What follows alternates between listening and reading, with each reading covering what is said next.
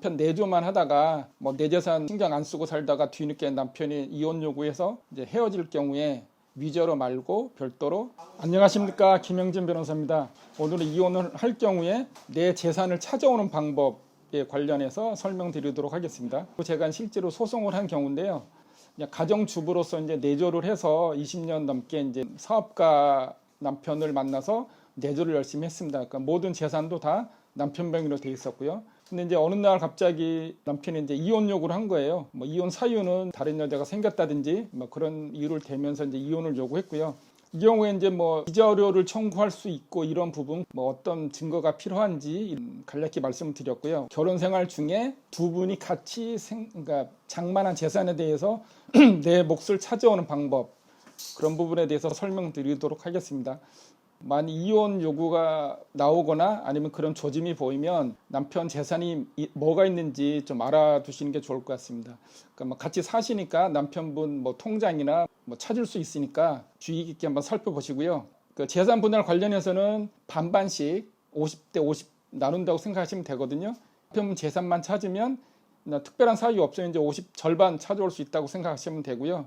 가처분 가압류라고 해서 소송을 하게 되면 최소 뭐 1년 이상 걸리기 때문에 혹시라도 남편분이 자기 명의로 된 걸 기와로 다른 사람한테 팔아버리든지 아니면 이제 그걸 현금화 시켜서 감춰버리면 사실상 돈이 뭐 청구하더라도 되찾아오기 어렵거나 아니면 그게 실제 남편 재산이었는지 알기가 어려운 부분이 많아서 보통 남편 재산을 찾고 거기에 대해서 가처분. 가처분은 이게 내 재산이다. 보통 부동산을 예를 들면 부동산 등기부를 이제 보시면 이제 가처분이나 가압류라고 기입된 게 있습니다. 보통 가처분은 이 재산권에 대해서 뭐 아파트면 아파트에 대해서 반이 내 거다라고 해서 처분을 못하도록 하는 가처분이고요. 가압류는 그 금전적인 부분에 이제 초점을 맞춰서 이게 다른 사람한테 팔린 경우에도 그 뭐 매매대금의 반이 내 거다라는 이제 주장을 하기 위해서 가압류를 하는 경우입니다. 그러니까 정확히 말하면 이제 가처분하고 가압류가 목적이 틀리긴 한데 그 가처분은 현물로 자기가 권리 주장할 때 이제 하는 거고요. 가압류는 돈에 대해서 이제 권리 주장할 때라고 생각을 하시면 되겠습니다. 그래서 보통 소송하기 전에 뭐 변호사 사무실을 찾든 아니면 본인이 좀 지식이 있어서 나홀로 소송을 하시거나 아니면 법무사를 통해서 하시거나 할 경우에 뭐 남편 재산을 찾아서 거기서 가압류 또는 가처분 신청을 해서 등급이 올라가게 되면 다른 사람한테 팔 수가 없거든요. 실질적으로는 다른 사람이 그런 가압류나 가처분된 걸 사지 않기 때문에 그런 걸 해놓으시면 이제 재산을 뭐 보전한다고 하죠. 이제 다른 사람한테 처분하는 걸 막을 수가 있습니다.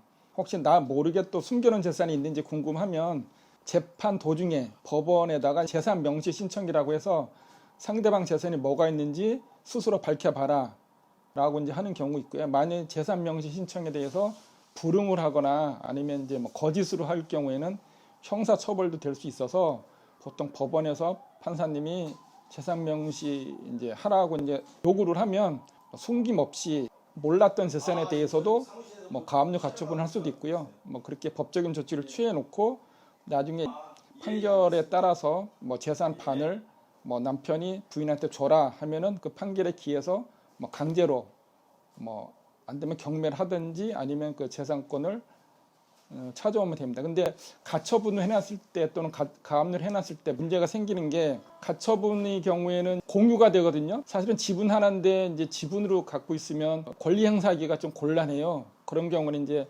뭐 공유물 분할이라고 해서 뭐 협의를 하시든지 아니면 제3자한테 팔아서 매매대금의 반을 이제 상대방한테 주고 그게 이제 서로 협의가 안 되거나 매매대금에 대해서 서로 의견이 갈리면 공평하게 이제 법원에다가 신청해서 경매를 붙여서 이제 반으로 나누면 됩니다. 근데 경매는 시세보다는 금액이 다운돼서 낙찰되기 때문에 그런 면에서 금전적인 손해가 발생할 수 있고요.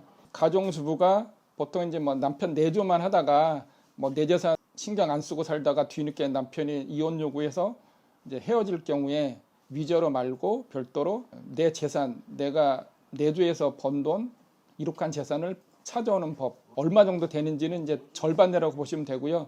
찾아오는 방법은 남편 재산이 알고 있으면 가압류 가처분을 미리 해놓고 제3자한테 팔아먹지 못하게 해놓고요. 그 다음에 모르는 재산이 혹시라도 있을 수 있으니까 재판 과정에서 재산 명시 신청을 해서 남편으로 하여금 내가 가진 재산을 이제 뭐 까발리게 해서 뭐 혹시라도 새롭게 드러나는 재산이 있으면 거기서 또 자기 몫을 되찾아오면 되겠습니다. 그래서 그런 이혼을 하는 과정에서도 자기가 가져야 될 자기 정당한 몫은 꼭 되찾아와야 되니까 법원에서도 이제 권리에 잠자는 자는 보호하지 않는다라고 돼 있거든요. 그러니까 나는 모르겠다 해서 그냥 자기 손해만 입는 거고요. 자기가 가진 정당한 권리는 본인이 알아보시든지 자기가 스스로 모르면 주변에 물어봐서 뭐 가장 좋은 건 변호사한테 물어봐서 정당한 몫을 되찾아오시기 바랍니다. 이상이었습니다. 도움이 되셨으면 좋아요, 구독 눌러주시기 바랍니다.